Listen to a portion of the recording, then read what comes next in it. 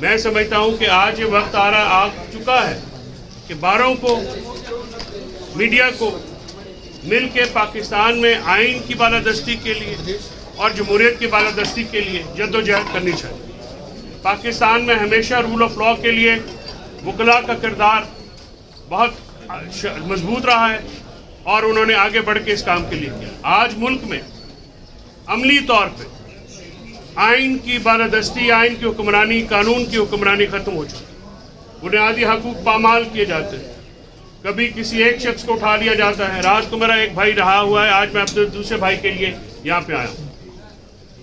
یہ وقت آ گیا ہے کہ عدالتیں بھی خود کو مضبوط کریں، عدالتوں کو بھی جاگنا ہو۔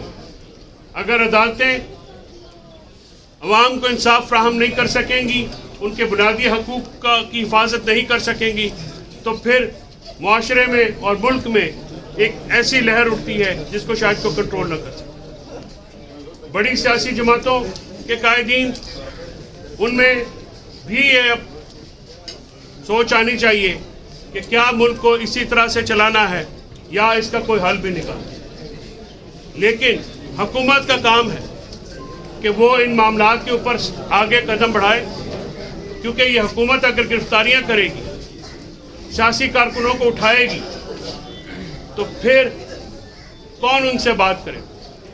اپوزیشن کو یہ ایج حاصل ہوتا ہے کہ وہ احتجاج بھی کرتے ہیں، وہ سخت بات بھی کرتے ہیں، حکومتیں برداشت کرتی ہیں۔ زرداری صاحب کے اوپر یہ الزام کوئی نیا نہیں ہے۔ آپ نے کتنوں کو نوٹس بھیجے، کتنوں کو پرچے کرائے۔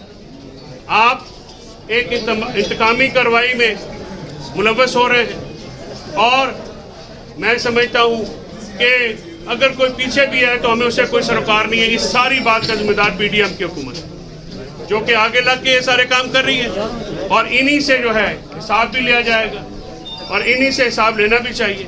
یہ کیا طریقہ کار ہے؟ کبھی ایک سیاسی کارکن کو آپ اٹھاتے ہیں، بغاوت جیسے مقدمات میں ملوث کرتے ہیں۔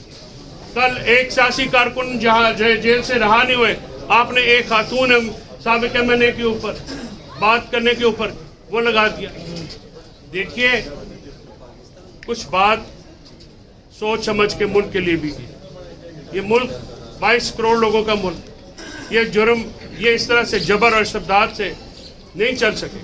اس کے لیے جمہوریت ہی بہترین رہا، اور جمہوری معاشروں میں کبھی گرفتاریاں اس طریقے سے نہیں کی جاتی کہ رات کو سیڑھیاں لگائی جائیں۔ اور شیخ رشید ایک سیزن سیاستدان ہے، وہ عدالت میں گئے، عدالت میں انہوں نے داد رسی حاصل کی۔ رات کو سیڑھیاں لگا کے ان کو گرفتار کرنے کا مقصد اگر آپ یہ کہہ رہے ہیں کہ سب کو خاموش کرایا جائے، تو میں آپ کو یہ بالکل بتا رہا ہوں کہ کوئی خاموش نہیں ہے۔ یہ بات چل نکلی ہے، یہ اپنے اختتام تک پہنچے گی۔ آپ اس ملک کو جمہوریت اور آئین کے علاوہ نہیں چلا سکتے۔ ظلم، جبر اور اس کے تحت کوئی بھی معاشرہ نہیں چلے گا۔ یہ ہم ایک ایسے ٹائم میں رہ رہے ہیں، ایک ایسے وقت میں رہ رہے ہیں جہاں پہ ان چیزوں کی کوئی وقت نہیں ہے۔